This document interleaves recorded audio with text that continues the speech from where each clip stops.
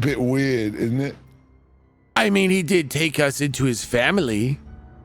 Well, if that all worked towards maybe isolating all of you so as he can take you all out at once, you know? Or just feed you on a conveyor belt into the force field every day because no one could say otherwise, because no one could talk. Do you think Volos would do such a thing? Just force people into a force field? Oh dear, oh Yes. dear, oh dear. Well, never met the chap myself, but I've heard stories, and it sounds like he might not even do that just because he was bored. Being bored wouldn't be a good enough reason to do it. He's even more whimsical than that. Who knows? Some sort of sick game or something. What could we ask him that would reveal whether he was Volos or not? Oi, cunt! Are you Volos? I suspect that wouldn't go well. Okay, that was out. Who's got a better idea? Sebastian?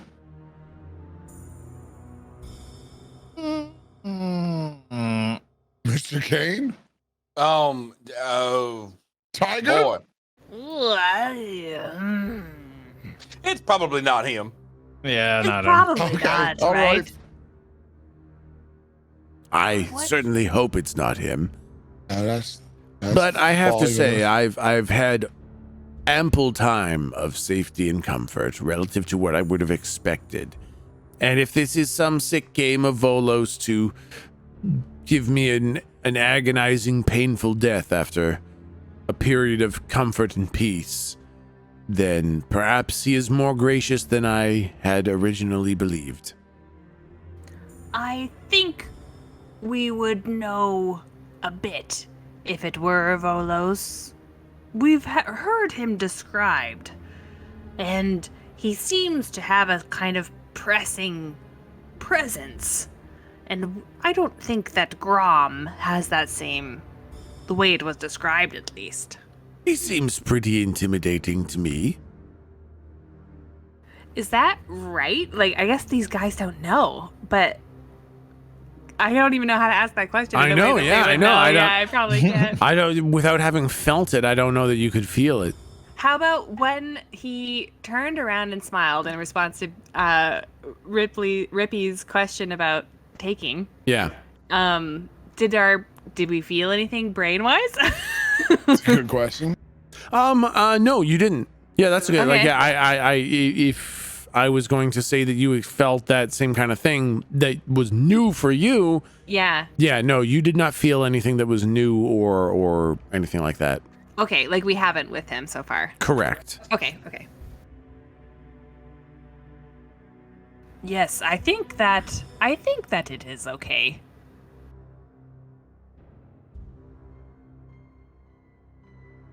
Well, would you like to sit and watch the fire for a while? Rather smack me twig and berries between a couple of cinder blocks.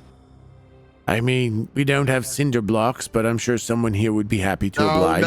No, it was a turn of phrase. Yes, let's sit and look at your bloody fire. Can I roll to see if like there's anything in this fucking dirt cave that looks like it's worth investigating in any way? Yeah, go ahead and roll 2d6 plus 1. No, time to look at the fucking fire. Rippy, they got some stones here if you don't want the blocks. Oh, that's okay. I found a bug, but then the fellow with a beak for a belly button ate it. That's okay. Lost me appetite for rocks. There you go. Now you're really getting that mental image of the horrors that are around you. Perfect. So, and just let me know if you have any questions at any point for anyone.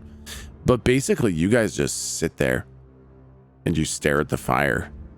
And Can we can if we want to, can we meditate or something and try and maybe guide that changing process at all and try and retain more of ourselves? Okay, yeah, I'll let you try. It's going to be a straight 2d6 plus nothing because you do not know what the change is. We do not have advantage over You the do change. not have any proficiency or advantage over the change. So yeah, if you'd like to sit and think and try to control your change, you can roll 2d6 plus nothing. Ooh. Okay. Holy shit. Tiger with an 11. You kind of sit there and you stare at the flames and you enter this kind of trance-like state where you're kind of aware of your body and separating yourself from your body. And you can start to feel the parts that are changing. It doesn't have to always be that pain. Your body is changing. And you're able to kind of feel the parts that are changing and think to yourself, tell your body, keep my mind, keep my thoughts. These are my thoughts. This is me. I'm going to stay me. And while the physical changes, the mental will remain. And as you're thinking this, there are these waves of change that are kind of going through your body. And every time the wave comes by, your brain just goes, clicks, and it's gone. And you try to think to hold on to yourself. And every time a wave comes, the you just goes away. Really? Yeah. So with that good of a roll, you can tell without a shadow of a doubt that the waves of change are unfightable. You aren't there anymore when the change comes. And so you know that no matter how hard you focus or what you do, this change will take you away. You will not be there anymore. That's so interesting. I like that. To know for sure kind of thing. That this is something you just have to kind of let happen and see what the result is going to be. Well, and you know that the result will mean that you aren't there anymore. You know that this will not be a change that you retain sentience from. Well, that's not good. Can I roll to see if I'll maintain my sentience? Yeah, you can absolutely roll 2d6 plus nothing. Yeah, can I have advantage for being really cool? You can, but also disadvantage because the fire's too hot. Wait. Let me gift these 5 subs real quick. Oh, yeah. And then, no, it's weird. It's like this power of these 5 gifts you've given mean that you can totally retain your conscious. Oh, wait. Yay! Hold on. I don't see any gifted. No. You can tell that you're completely I died. fucked. My guy just died. What happened? Yeah, with an 8, it's hard to tell. You're trying to think of it. You're trying to think of the change, and you can tell stuff is going on, but you're having a hard time gauging what exactly this change is. It's scary and it's powerful, and it seems like it's out of your control, but you don't really understand it. So Tiger's the only one who knows, without a shadow of a doubt, you will not be there after the change. I don't honestly know that she would think to communicate that, really. You know what I mean? Yeah. Because she's focused so hard on controlling her own stuff. Yeah. Yeah. Yep, absolutely. So you have no idea if the you comes back. You just know that it goes completely during the change. Yeah, it seems like the change would just wash you away. Okay. And there's nothing to indicate that you would come back. Oh my God, what the fuck? Yeah. Great. Yeah, right? That's What the fuck, man? Where are those rocks? definitely. Fuck. And every now and then whenever you talk, we'll just talk about how sure he is that with the power of Grom and the family here that you'll definitely retain some level of sentience, or you'll at least be tame.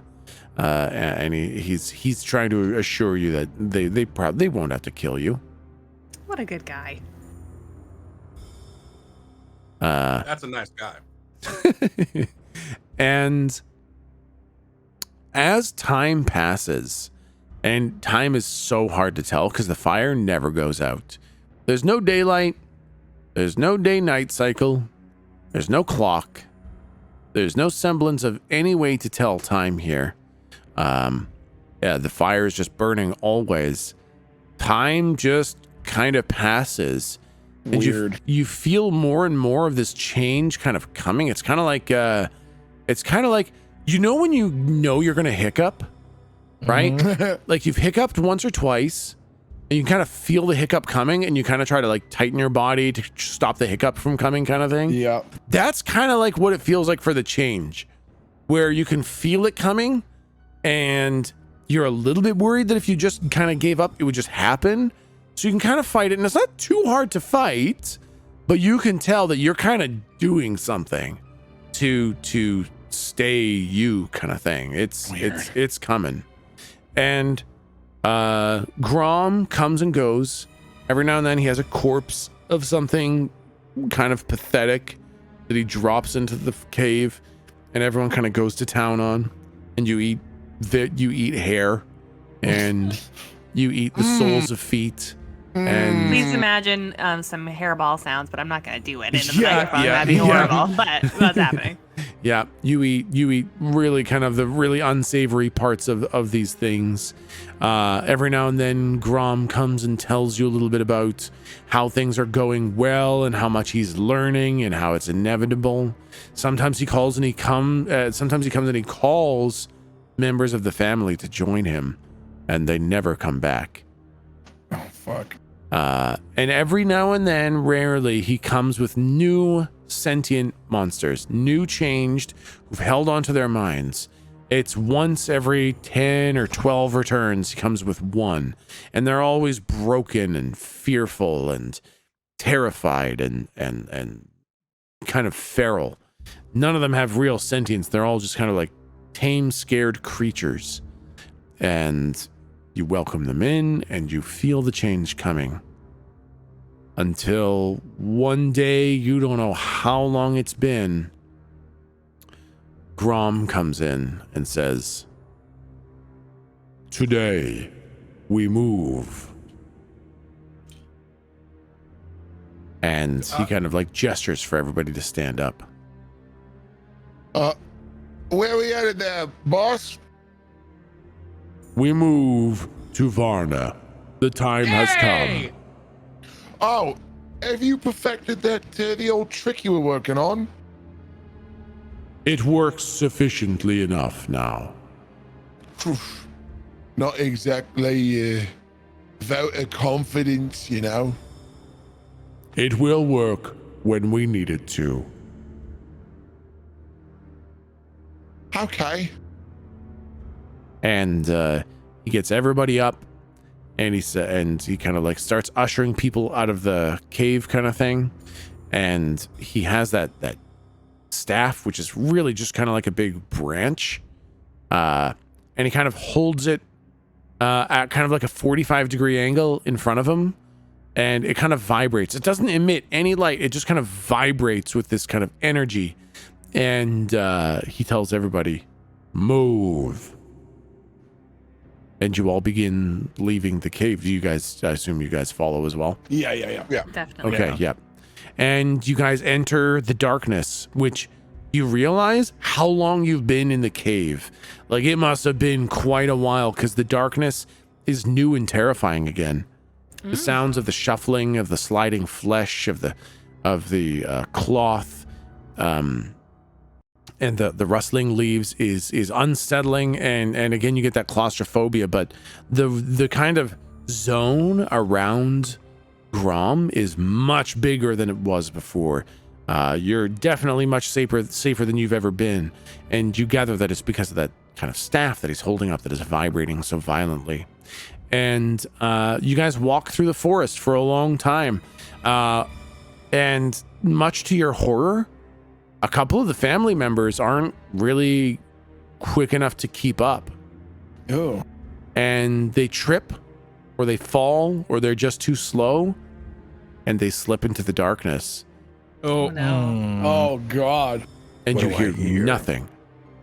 What? Ooh. You hear a little bit increased shuffling, a little bit increased sliding in the Oh darkness. my God. But that's it. Oh my God. That is so Yikes. fucked up. And some of them, they will fall and they'll cry out.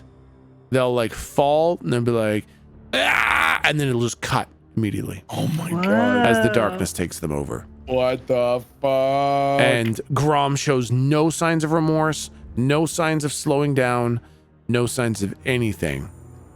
And you guys walk for 10 hours in the darkness. Holy fuck. And you lose probably a dozen members of the family. And how many are there in total? At this point, there's probably Say close, 50? probably at this point, almost like 100. Okay. It's been growing over time. Okay. And so, maybe there's like 90-ish left kind of thing. So it's Fuck. quite a big group of people, Yep. but you've lost like 10% of them just falling Okay. into the darkness. Fuck. All right. And then... Hold on. Before we exit the darkness, Yeah. I would like to kick Sebastian into the darkness. Oh! No. I'm just kidding. I'm just fucking kidding. I mean, I Um, love Locke, but I'm not. I don't want to go back just yet. And then it kind of happens all of a sudden. It's like, it's not a gradual process. There is like this blinding light and overwhelming heat. It's like you stepped face first into a fire. Blinding, hot heat and light. And you kind of fall forwards into a burning, scalding, soft, squishy kind of material. And after a second, your brain realizes what's happening. It's sand. And you've fallen into scalding, burning hot sand. And as you sit up and kind of open your eyes and let your eyes adjust a little bit, you kind of hold your hands over your eyes to let your pupils try to adjust from that pitch black absorbingness of the darkness of the forest to the blinding, scorching heat of the desert. You realize that behind you, almost as if it was drawn a line on the map, the forest just ends and the darkness is completely contained within the forest. And you've all walked first couple steps into a desert that stretches as far as the eye can see ahead of you. The sand is a orange red, and there is a pretty moderate wind blowing this scalding hot air at all of you, whipping tiny little hot sand particles at your face, and it's just hot. Everything is hot and razor blade and cutting, and it is an insane adjustment from the darkness you've been living in for who knows how long. And as everybody kind of falls down and collapses on the sand and starts to get up and hold their eyes, a couple of the family members just kind of like wailing from the heat, like their bodies, their mutated bodies literally can't handle this heat. Gross. One or two of them just run into the forest, Oh my God. into the Whoa, darkness. into the darkness. Yep. Whoa. Jesus. And other ones kind of start sucking it up and start being okay about it. And they get up, and Grom kind of is obviously taking a moment for everybody to adjust. And then you can see him grow impatient. And he just says, "Move." And he starts walking across the desert. Fuck. Holy shit, man. And he doesn't have the staff up anymore. He's not protecting you guys against anything. He's just walking across the desert. And you see family members get up and start walking behind him. Other ones are kind of crawling along and pulling themselves behind him. And do you guys follow him? Yes. Yeah, I think we go the other way. Yeah, I know, right? Like, Back what into the are your darkness. options, really? Yep. Keep going. Yeah, and you guys begin following him. And you see family members just collapsing due to exhaustion, heat, pain, age, whatever. People can't keep up. And unlike the darkness where they were swallowed up and silence, you can see them for a long time here. Oh. They fall and you can hear them wailing, and you keep on walking, and you walk for an hour or two, and you look back and you can still see them laid out on the sand. God. And How many people are left in our group? at this point, there's probably 70 or 80 left. Okay, that's still a lot. You've of lost people. like another 10% kind of thing or more to the sands. And you walk for a day, and then you walk for a night, except that there's no night. What? Uh-oh. The sun Oh, God. never sets. We're It is- in Alaska. You're in Alaska without the snow, just hot sun and sand. Hot tundra. Yeah, exactly. Yeah, Alaska Yeah, 20 years from now. yeah, exactly. And the wind is pelting this hot razor sand against you so much. You look at your arms and your legs, and the skin is being whipped off you. Oh, no. Please no. You have open wounds, you have scabbing, you have sores and bleeding, and the skin is literally being whipped off you from this hot sand. Oh But my not God. Tiger because she's covered in hair, right? She's fine. That's Totally true. fine. Yeah, Tiger is being having the hair whipped off her, No. looking more and more like a down and out Venalis cats. alley cat who's just had a rough time. The hair is falling out, being ripped out, a little bit of blood clotting in the fur, and it's rough. Everyone's having a very bad time. And after losing another 10 people, you're down to maybe 60 people left. You can see something in the distance, Oh. and it is skyscrapers. And you realize that after all this traveling, you have walked your way to another city. Fucking Varna. Did you just say skyscrapers in the desert? Are we in Dubai? That's kind of the look from where you're looking. You see desert all the way around you, and then you see skyscrapers in the distance, like a city sit in the middle of a desert. As you keep walking and get closer and closer to the city, you can see that the sand gives way to kind of these giant red rocky crags, like rough red rock. When they look into Mordor for the first time, all those kind of jagged black rocks, it's like that, except red. And that kind of surrounds the city a little bit. And as soon as you can kind of have a clear line of sight to the city, Grom just says, Varna, we are here. This is the final stage of our journey. Damn, I thought he was going to say countdown. Grum, we are not changed yet. That is all right. I will...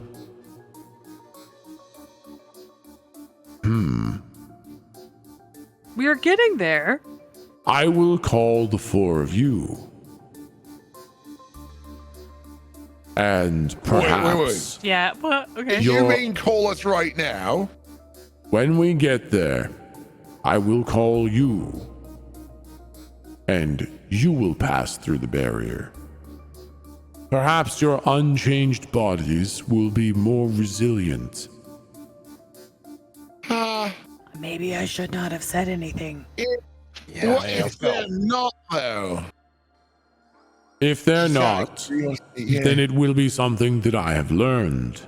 You will Okay, not die yes, in that vain. makes sense. Oh. Well, as long as I'm not dying in vain. Anything you could do to maybe allow us to hedge the bets a bit in our favor?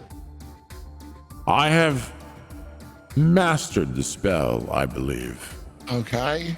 So I think I have given you the best chance possible. I feel confident you will be able to pass through the barrier. Okay. Where does the power for the barrier come from? Out of curiosity. Are you asking me or Grom? Grom. The power of the barrier is sustained by Volos himself. And you heard the rumor that he has several aces up his sleeve when it comes to, anything energy, magic-y, related-y, right? I'm sure when we pass through the barrier, we will draw his ire and his wrath, but I will be ready for that. Ooh, that didn't answer my question, but okay. He's barely even acknowledging your existence. He's kind of more talking to himself when he's answering these questions. I like this guy.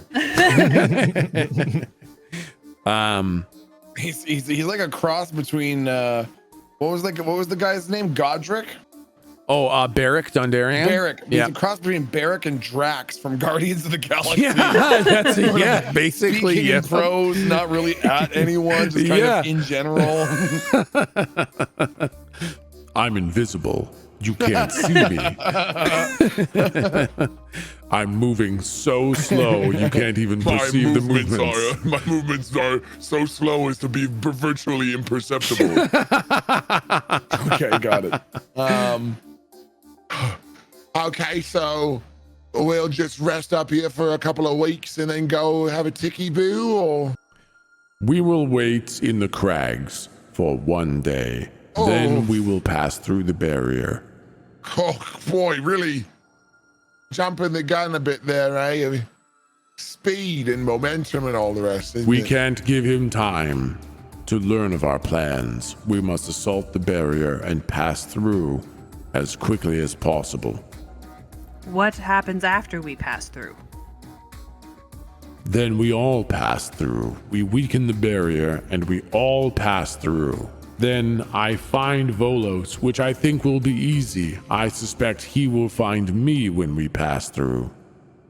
We may have to kill a number of his minions when we pass through, but they will stand no chance against us. And when the losses mount, Volos will show up himself. If you wish to survive, I suggest you hide. However, there is no honor in hiding, and you weaken our chances of a victory. I would request when Volos shows up, you assist in defeating him. Yes. Okay, now, not that I mean to, be the old stick in the mud. Is there any chance that, say, I don't know, maybe we should sit and think about it for a little bit? Are you totally sure you can beat him in a fight? Yeah, do you have the intel to back this up? It's a bit of a rush is all. Seems like a gamble. Bit of a gamble, love. So actually, I want to put a pause on this real quick Yeah. because I want to know if I assume Galdric could tell me, but I don't know. I want to verify. We know we're here to try to get this fucking key, right? You're trying to, destroy the cube The cube. and destroy any backup plans for the cube that Volos has. Yeah, learn about those plans and destroy Gotcha. those two. Yeah. I Yeah. meant cube, not key. Yep. You don't have to kill Volos. You don't even have to fight Volos. All you need to do is deal with the cube. Got it. Say, Grom, Speak. have you ever seen Volos? I have seen him once from afar when he performed an ascension. And what did you see, if you could describe it? Because perhaps you're not making your plan with a full deck of cards. I saw a creature hiding its power. He is hunched over, seemingly weak, seemingly defenseless. Okay. But I could tell with the ascension that he performed, his power is very great. But he appears like a man hunched in a robe. Okay. Now, just basing off a bit of the old info we got back before the you wouldn't understand. Anyway, supposedly he's got something of a box. Tiger. Well, no, that's good. Tiger No. bristles a little bit, but then calms Okay. down. I think Rippy sees it, and now he's like second guessing himself. He's Well, not so sure it's a box. Maybe it's metaphorical, isn't it?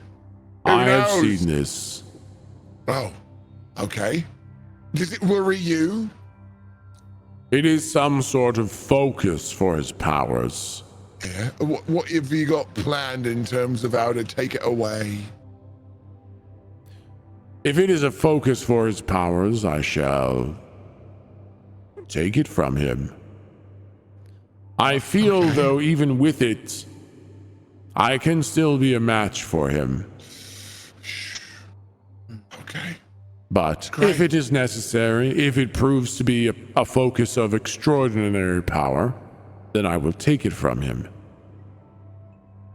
Okay. Yeah. Makes sense. And you can do that all on your lonesome. No need for us to help. And he kind of holds the staff in his left hand above his head, Okay. and he extends his right hand out. And you see a fist-sized rock kind of fly up from the crags around you into his Okay. hand. Okay.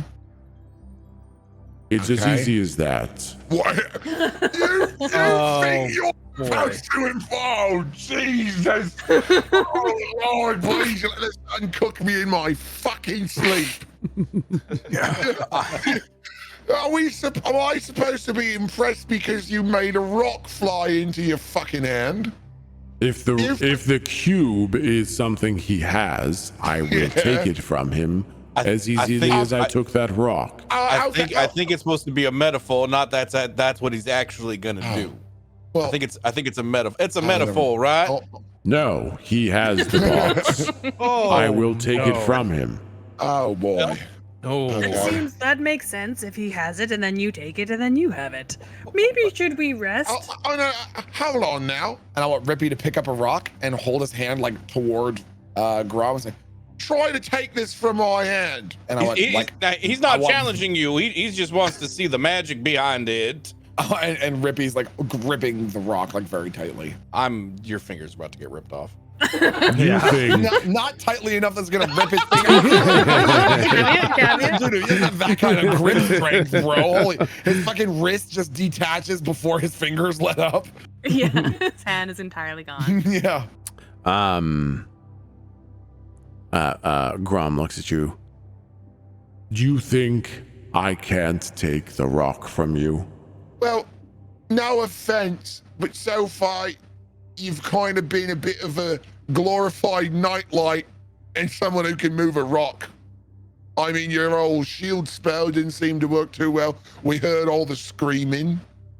And other than that, you just make the nighty night go bye-bye and you moved a rock, you know? Roll I'm a 2d6 bit plus of a- 1. What's that? Oh. Roll 2d6 2d6 plus 1. Yeah. He's nervous. I- Nervous. No. To be clear, I mean no offense. I just want to make sure, for the sake of the survival of the mission, that you're going into this fully prepared. After all, you Can think you're only Bishop, can Bishop just take like time. that comically large step away from him as he's like Yeah. continuing to talk? Yeah, definitely. I think all of us like I could see like Bishop on his left, me on his right, and Tiger like to the side, and we all just like simultaneously just huge fucking. For sure, for sure. Where's everyone going? As you guys are all stepping away, and Rippy, you're saying this, Yep. you all see Grom's staff vibrating, and you see a grimace on his face, Mm. and you see him clenching his teeth. Oh my god. Uh-oh. Hey, you know what? Never mind. Bit of a nosy fucker I am. Never mind, old Rippy. Answer me 10% of the time and it will still be 8% too much. Just going to, and then he like does the zipping motion across his lips and like turns around and just starts like looking at the wall or like sand or whatever. Staring off into the horizon vacantly. As you kind of do that and you kind of like drop the rock, you see the rock fly into his hand. Oh, geez. Oh, as soon as that happens, I think Rippy would turn around like when he hears the motion of the rock moving and would look at it moving into Grom. Immediately he would just burst into like a cold sweat. Yeah. Oh Jesus! And you kind of see Grom kind of like leaning on his staff a little bit, kind of breathing. He's like, Oh, we are fucked. I will We take are the 8 box kinds of from fucked. him. He's gonna take the box from him, you idiot. That's what he said. That's what he said the first time. That's what he said the second time. You need to stop being such an idiot. I want to like slap him on the back of the head. Stop disrespecting our fearless leader. Right? Sorry about that, sir. So Okay. Hey, listen. We go now. Ooh, Ooh, boy. and you're right that we should wait the night. We do Yeah, not did- wait. We move Oh. now. Okay, you know what? What happens if I say no? No, just not saying no. Just Take another asking, large step away. just asking what happens if I say no. You would be a threat to the family. Oh, I'd have to kill you then. I get it. I pick up the rock. Is no one else under the impression that maybe he's a bit of a pushover? He almost sit his britches trying to move a rock the size of an apple. What are you worried he's gonna do? Wave at you affectionately with his vibrator? What's the bit? Am I the only one here, Tris? So what he says. I can investigate. So when he says come, am I supposed to interpret that differently when he has that out? Because So what were we supposed to do? Can I investigate? I would like to roll for investigation, please. Yeah. Go ahead. I want to fucking investigate. Like, I don't know how else to word this. I want to gauge his power. Yeah. Go ahead. Roll your 2d6 plus 1. Plus 1. Boop, boop, boop, boop, boop, boop, boop. That thing vibrates, and if it vibrates a lot, it's gonna shake your eyeballs right out your skull, son. Rippy's got a grade 2 education and he knows that doesn't make any fucking sense. can I like after seeing him like catch his breath after pulling this rock to him, I want to do the same thing that he did, but Yep. kind of magically wise, like Yep. not necessarily physically, but like see if he's tapped, like if that actually strained him. Yeah. Go ahead and roll 2d6 plus 1. Grom is hard to understand. Oh No. man, bummer. Fuck. Yeah, no, you guys are really you're not really understanding what's going on here. It looks like the effort of trying to pull the rock has exhausted him, but he is ready to go to take down this barrier now, and you don't know that this exhaustion is directly related to him trying to take the rock. Is he paying attention to us? I'd like to talk to the. He is telling like basically what you guys just did happened in a moment. Yeah. And he is now telling everybody to move, and everybody is moving.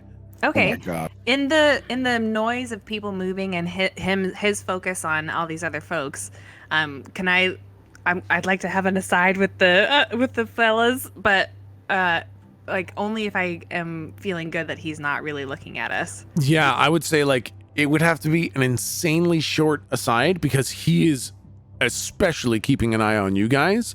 Yeah. Because Rippy just made that that's like, what if we don't come with you? He's now, you guys are kind of the wild one, so he is keeping an eye on you guys. Oh boy. Okay. Well then, yeah, I'll wait for that moment where he's turned the other direction, maybe kind of thing. Yeah. And say quickly, we can turn him over to Volos and gain favor. Oh, Brilliant idea. That's a great idea. That's the best idea you've ever had. Yeah. Encouraging Jack Nicholson nod. It's like a main character in this campaign, Jack. Brilliant idea. Rippy gives that a thumbs up. So long as we can get through the barrier.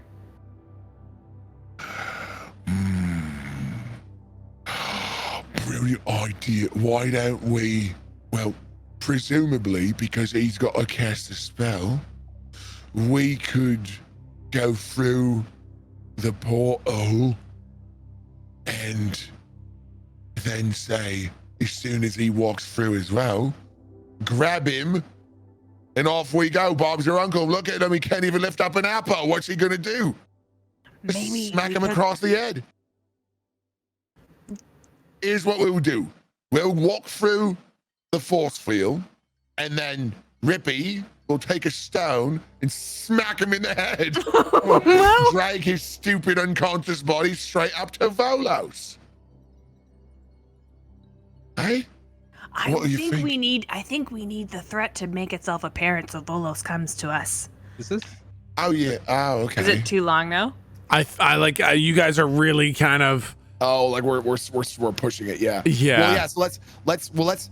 I think like we can sort of talk out of character about what in general we're going to do, and then in character. Well, what do you think? Or are we just gonna have to do this on our feet? I think a little bit it's gonna have to be on your Okay. feet. Okay. It sounds like you guys have a little bit of an idea, right? Okay. But I think the details are gonna kind of have to get fleshed out, kind of in medias Sure. res, because Okay. like he's kind of like ushering everyone, Yeah. and then he Okay. looks at you guys like, get moving, or the family is going to deal with you, kind of thing. Sure. Okay. I've got a plan. I've got a Rippy plan. Okay, don't. Yeah. Yep. I've got a This is Rippy plan, so Oh, we'll just go geez. for it. Oh God. Okay. So wait, hold on, I want to make sure we're supposed to be on this guy's side, right? Like we want him to take out Volos because then we can get the box. Well, I don't think he's going to Yeah, be he's able not. to, He's right? gonna get his ass fucking. He's gonna get completely No. killed immediately. And our goal isn't to kill He can- Volos. All we want He is can the. pull a rock. I mean, as impressive as it is. No harder substance on Earth than You dead guys will rock. have. I'll put it this way: you guys will have a little bit of time to deal with things with Okay. with what's about to I happen. think- You'll have a little bit of time to refine the plan. I just think getting on Volos's like good side is I not know, a good yeah. idea. Because You don't think? Yeah. no, I don't think so. Yeah, yeah. Because, Well, you're fucking wrong. what, okay, let me tell you why. He's literally the master of this universe. He's the god of this world. He's gonna be like, you just got here. Yeah, that's a good point. Do you? But with all of his comings and goings, do you think he has the omnipotence to be aware of the comings and goings of every single living being in this entire ink? Or is it possible that when he shows up, we would be able to be like, oh, hey, boss, weird story. We're from Varna, but with the change that's been going on, so it's been fucking with our memory because it's so destructive. So we don't know much, but we're pretty sure we were here with the audit. And also, look, we brought you enemy fucking number one on a platter. So to prove our loyalty to you, why would we hand you this guy who's clearly intent on your downfall unless we were your friend, Volos the Magnificent? But if that doesn't sound like a good plan, let's not Listen, do that. if you want to go with it, I'll go with it. Okay, you know why? Because I trust you, I love you, and I would definitely have sex with you in real life. But regardless, in terms of making decisions here, though, I don't know that that's good. If that's good criteria is all. that's all the criteria you need, bud. Yes, I mean, Look at you, you're a veteran.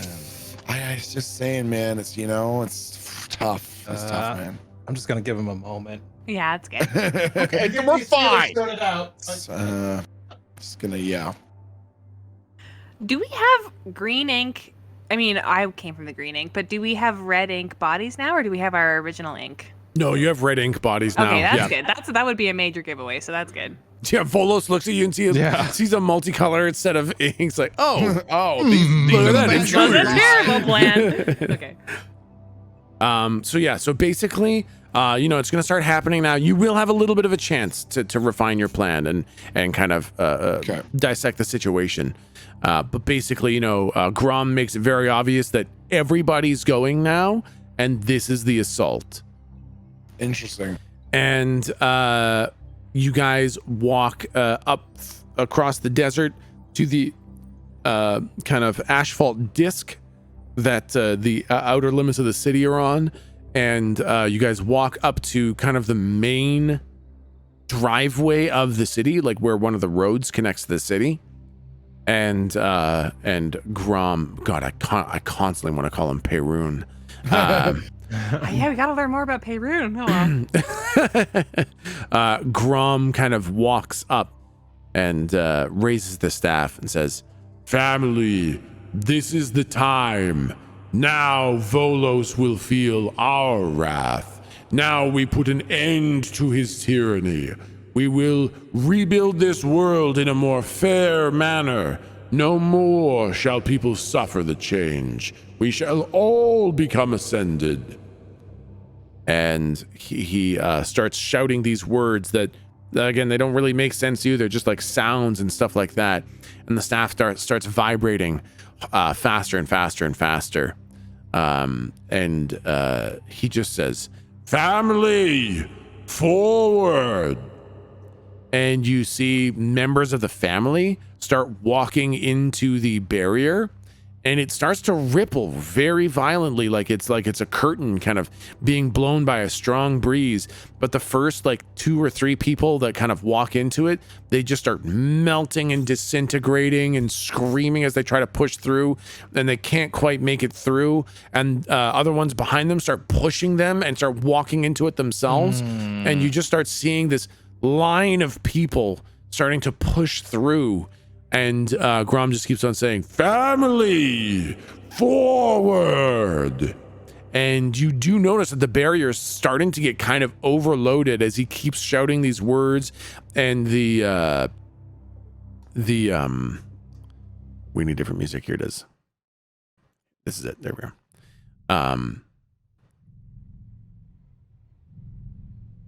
As the barrier, as more and more of the family start pushing themselves through it, it starts vibrating more and more violently.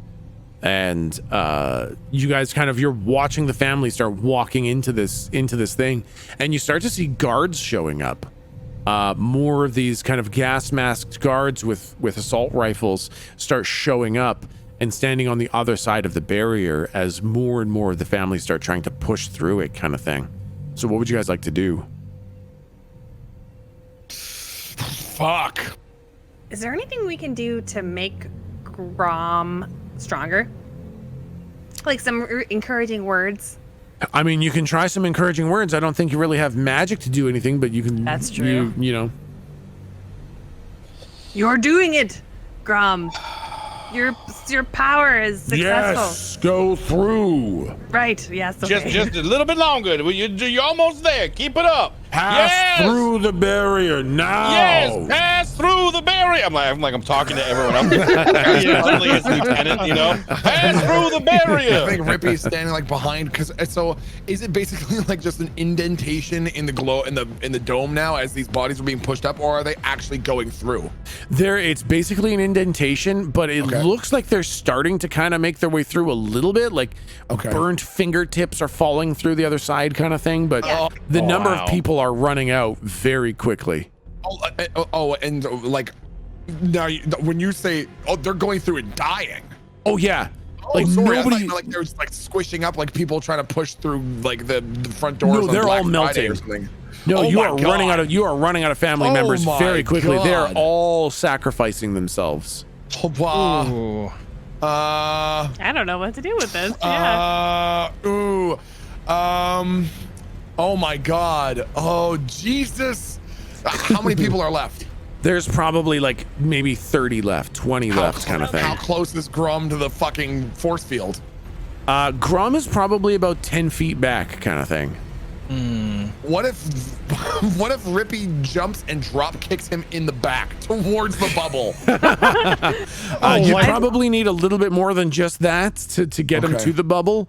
But it would interrupt his spell too, probably. Yeah. Might be a good way to get us noticed. Is there any? Can we see any commotion on the other side of? There is a growing number of guards with assault rifles and gas masks like assembling. Okay. I mean, it certainly does not seem like it's really working that well. So Rippy would look at the rest of the party and look at like gesture towards Grom and gesture towards the force field, and then make the motion of like lifting him up, like hoisting Grom up and throwing him through the field. Hey, what do you think? Might not have many more chances. What do you think? Do we go through? Do we push him through and then say, look, we did you a favor. Can we come in and talk to Volos? What do you think? I have no idea. Forward now, family. Can I make I guess a knowledge check, because I have tried to walk through the barrier myself. So I'm trying to see if what is happening actually might be successful, and if if there's any way that we can encourage that without magic. Yeah, go ahead and roll 2d6 plus 1. Oh, let's yeet this. The devil's dice. I was gonna ask the same exact thing, but with investigate. Yeah, go ahead and roll 2d6 plus 1. Okay. With a mixed success, it's hard to tell. Like, theoretically this might work, but it doesn't look like there are enough people. Like, you're gonna run out of members of the family before any actual breach of the bubble. Can I roll for what I would like to call an 80% solution? So I'm not even looking to see if I get the right answer. I'm looking to see whether or not Rippy feels confident in 80% confidence. Like, can he 80% be confident in it? So I don't even want to roll to know if he's definitely sure. I want to roll to know if he's 80% confident that picking up Grom and throwing him into the force field will cause enough of a commotion. Like, will first of all, that we'll be able to do that without, like, he looks strained and frantic and distracted enough that he probably wouldn't be able to fight back. Yeah. That's it. That's all I want to actually find out. I guess I can't expand too much further than that. It's such a short period of time. So yeah, I want to see is Rippy 80% confident that if they were to pick him up and yeet him into the fucking bubble, that he would be so caught off guard that he wouldn't be able to do anything. Okay, go ahead and roll like 2d6 plus 1 to see how you feel about this. Okay. Oh, nice. Okay. Ooh. So with a 12, you can tell that he is so focused right now that if all 4 of you grabbed him and ran him into the barrier, he would probably not have time to react. You don't know what the reaction would be, but if you all did it all at once, you feel pretty certain that you'd be able to run him into the barrier.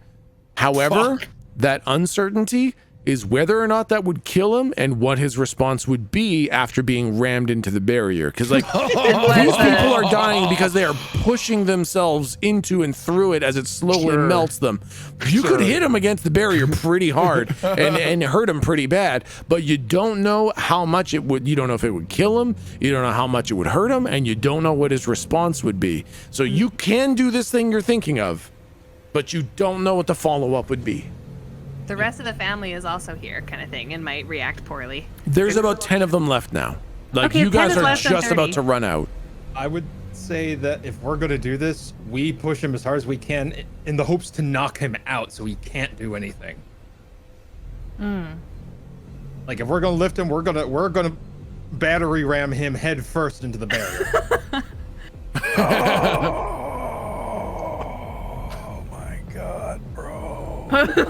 You're right.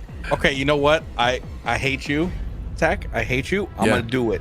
I'm gonna use my second spell. Okay. It's called I Know a Guy.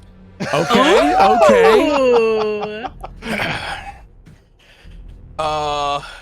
let's see. You know, the spell is you know where to find people who know things, or people who know things. Yep. When you spout lore on a miss, you know from where, or I think it's supposed to be like when you hit. I think this is a typo. It says on a miss, you know where or who you can get the information from you need.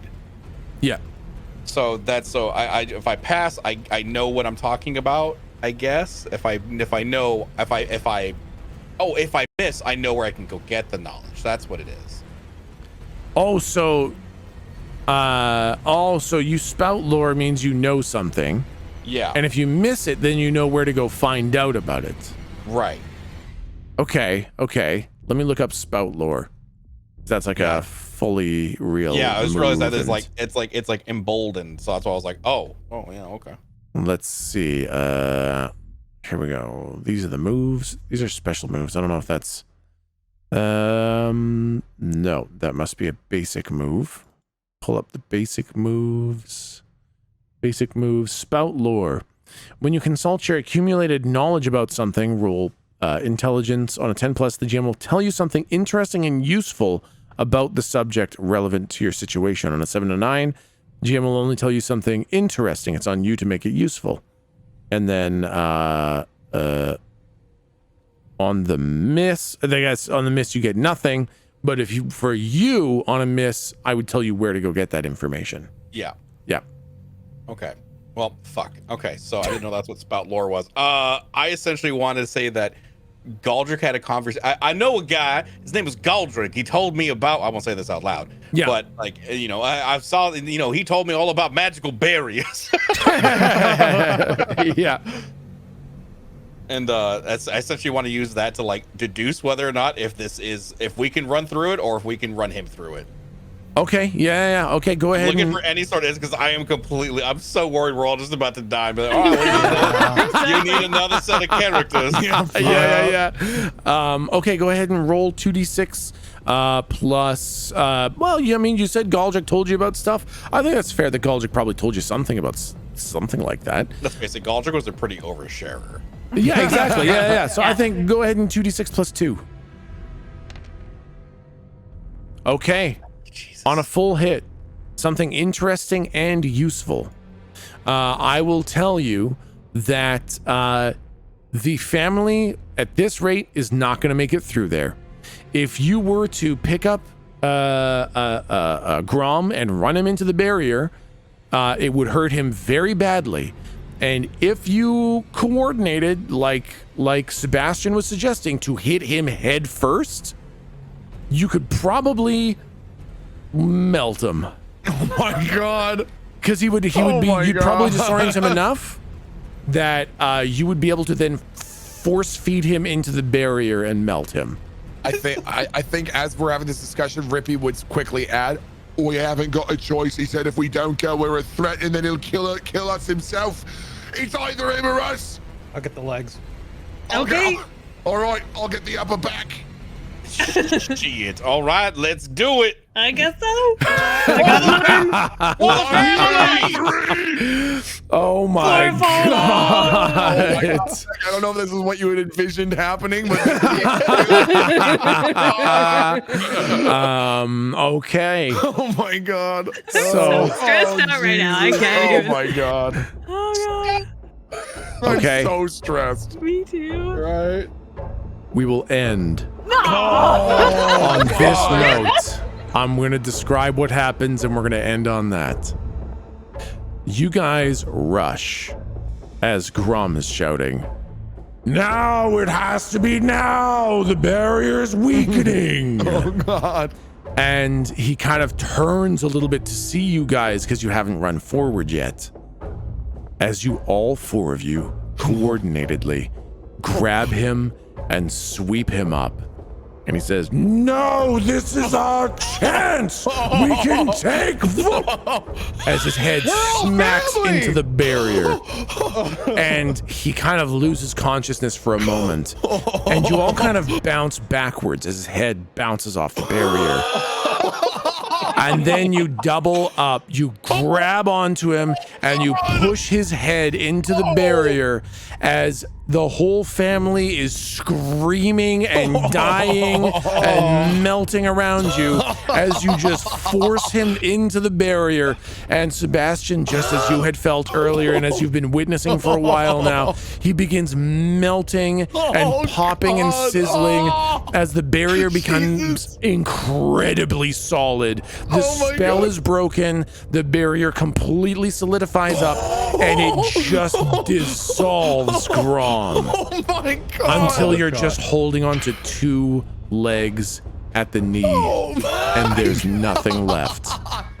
Jesus Christ! We hold them above, like fully up our arms. A gift for Volos. A gift for you, Volos. And as you guys are holding onto the body parts and say a gift for Volos, one of the guys with a gas mask kind of flips up a radio and says, "You're gonna want to hear this." God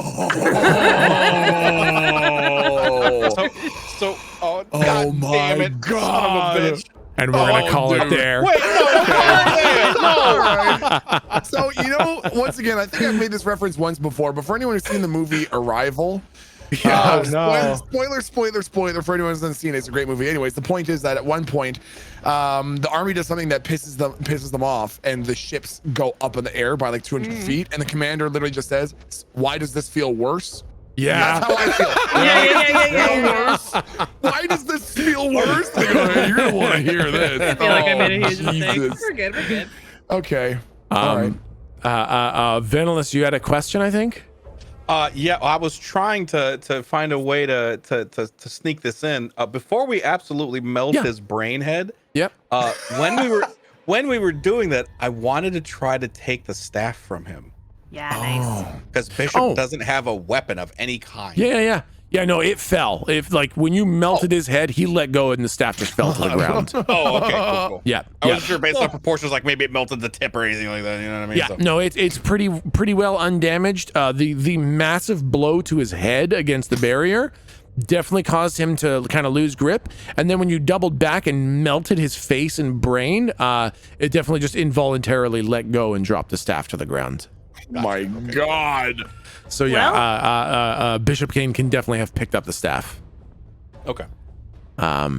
Yeah. Well, guys, Okay. Holy you have destroyed Grom, the disciple of Perun, and you have got someone's attention for fucking sure.